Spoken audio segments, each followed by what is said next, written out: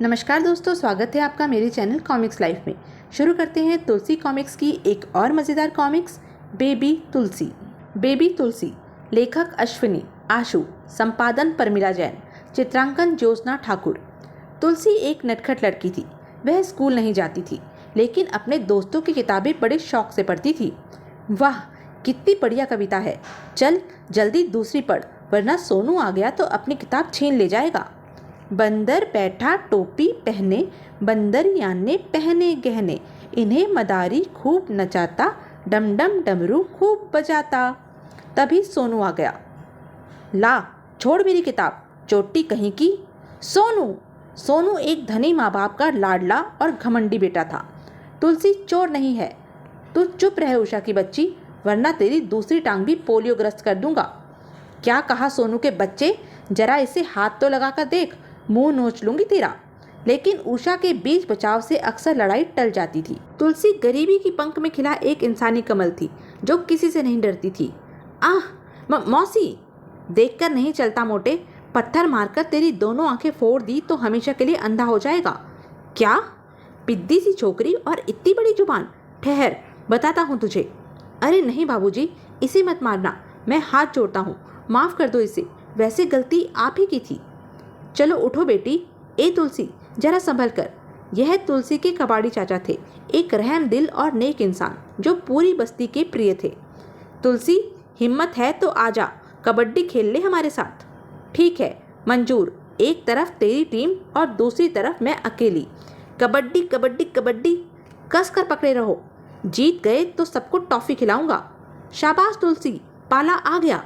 अचानक पाले को छूने के लिए आगे बढ़ती तुलसी के हाथ को सोनू ने पकड़ लिया। कबड्डी कबड्डी कबड्डी। सोनू, ये बेईमानी है, हाथ छोड़ दे तुलसी का। पर सोनू ने हाथ ना छोड़ा। आखिर मामला हार जीत का था। सोनू, हाथ मत छोड़ियो। कबड्डी कबड्डी कबड्डी। अब तुलसी हार जाएगी। लेकिन यह अंतिम वाक्य, अब तुलसी हार जाएगी, तुलसी के मस्तिष्क में हथौड़े की तरह बजा और अगले ही क्षण तुलसी घायल बाघिन के समान बिफर उठी। उसने पूरी ताकत से अपने हाथ पैरों को झटका दिया। सोनू ने पराजय सिर पर देखी तो अचकचा कर अपने तीखे नाखून तुलसी की बाह में गाड़ दिए। चाहे कुछ भी हो जाए, आज तू नहीं जीतेगी। पर तुलसी को कहाँ परवाह थी सोनू के तीखे नाखूनों की। उसने एक तीव्र झटके से अपनी बाह छुड़ा ली, लेकिन इसके साथ ही उसकी बाह सोनू के तीखे नाखूनों से छिलती चली गई। तभी हर्ष भरी चीखें गूंज उठी। कबड्डी, हुर्रे, तुलसी जीत गई। अब तुलसी ने अपने बाजू पर पड़ी नाखूनों की लकीरें देखी। देख सोनू के बच्चे, ये क्या किया तूने? जवाब में अगर मैं तेरा मुंह नोच लूँ तो? अरे जा। तभी कई बच्चे चीख उठे, हाथी हाथी, चलो हाथी की सवारी करेंगे।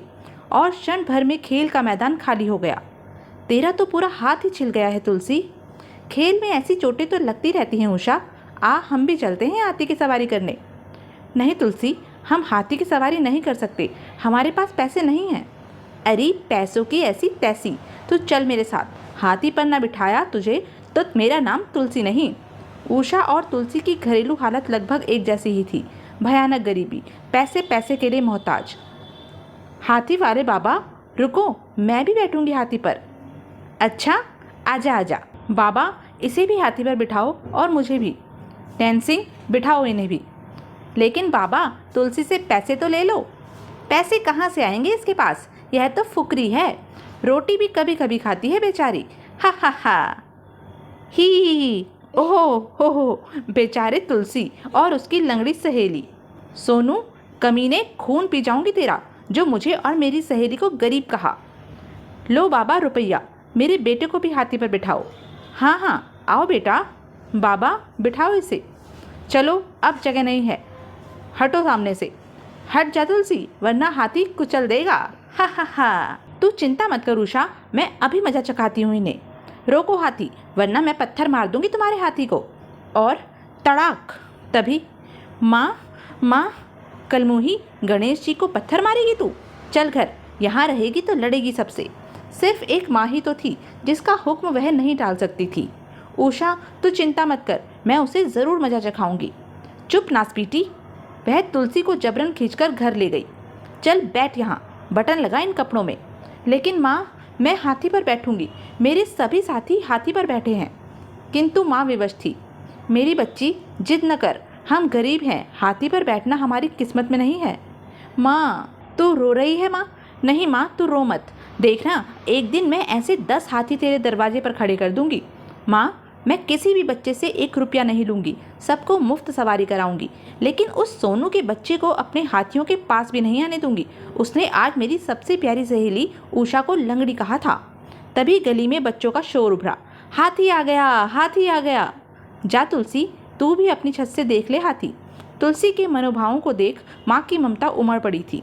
गली में हाथी के पीछे पीछे चलते बच्चों के झुंड का शोर काफी तेज था, लेकिन हाथी के होदे पर अकेले सोनू को देख तुलसी की भवें तन गई।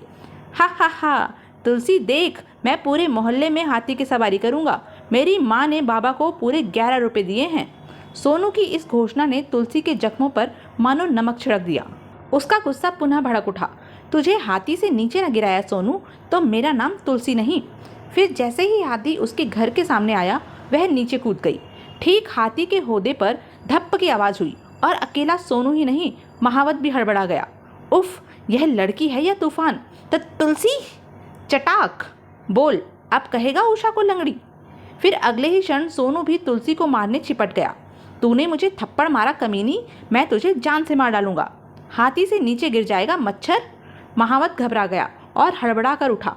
ठहर चांडाल, बताता हूँ तुझे। तभी सोनू ने तुलसी को पीछे धकेला, लेकिन महावत से टकराकर तुलसी नीचे गिरने से बच गई, परंतु हाथी की गर्दन पर खड़ा महावत न बच सका। तुलसी हतप्रभ थी, लेकिन सोनू गुस्से से पगलाया हुआ था और तभी उसके निकट ही महावत का अंकुश भी आ गिरा।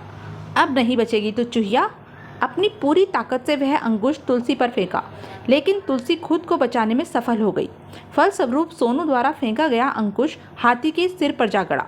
अंकुश के गिरते ही हाथी पगला उठा। उई माँ, आह! तुलसी ने गिरते हुए सोनू की कमीज पकड़ी, जो तुरंत ही फट गई। आह नहीं, सोनू! गनीमत यह हुई कि सोनू कूड़े के एक ऊंचे ढेर पर गिरा। आह! अरे, हाथी को क्या हुआ? लेकिन हाथी बेकाबू हो चुका था। लोग अपने घरों की छतों पर जा चढ़े थे और हाथी के पीछे सिर्फ साधु थे, जो अपने हाथी को आवाजें दे रहे थे। शंकर, रुक जा! शंकर, रुक! शंकर, रुक! लेकिन तुलसी हौदे से चिपकी अपना हाथ निरंतर हाथी के मस्तक पर गड़े अंकुश तक पहुंचाने का प्रयास कर रही थी। अंकुश गहरा धंसा है, जब तक यह नहीं निकलेगा हाथी पीड़ा से भागता ही रहेगा। शंकर बेटे, रुक जा शंकर! शीघ्र ही वह हाथी ट्रैफिक भरी सड़कों पर निकल आया। पागल हाथी! पीछा करते साधुओं का अब कहीं पता नहीं था। हाथी तहस नहस करता हुआ निरंतर एक ही दिशा में दौड़ता चला जा रहा था। रुक जा शंकर, भागो, हाथी पागल है। अथक प्रयत्नों से तुलसी को हाथी के मस्तक में धंसा अंकुश निकालने में सफलता मिली, परंतु व्यर्थ। मस्तक में हुए गहरे जख्म को उसे सचमुच ही दर्द से पागल कर दिया था। अब तो रुक जा शंकर! वह तेजी से दौड़ता ही चला जा रहा था और शहर को मीलों पीछे छोड़ जंगल में उतर गया। उई माँ, अगर पेड़ की वह शाखा पकड़ लूं तो बच जाऊंगी। आह, बच गई। मगर तभी एक शरारती बंदर भी आ पहुंचा। खौं खौं खौं, किट किट! उई माँ, यह तो काट लेगा।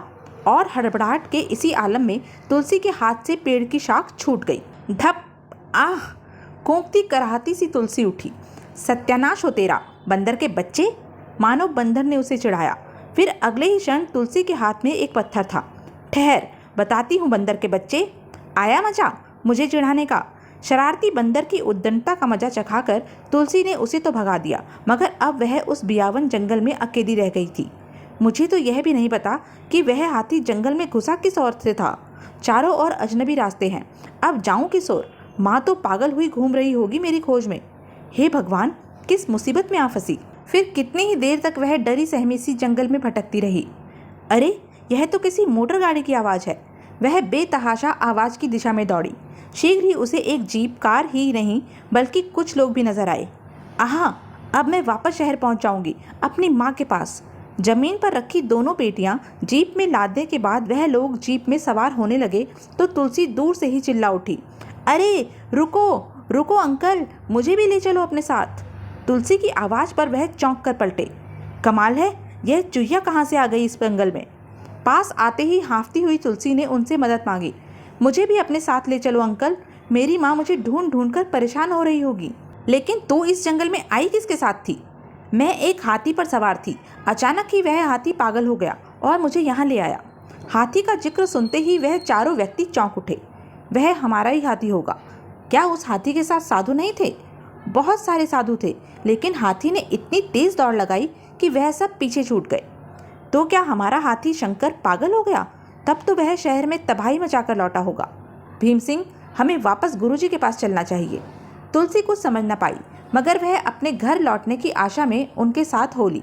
धूल उड़ाती हुई जीप अभी कुछ ही दूर चली थी कि अचानक ही हाथी की चिंगार से पूरा जंगल थर्रा उठा। अरे, यह तो अपने शंकर की ही आवाज़ लगती है। शंकर?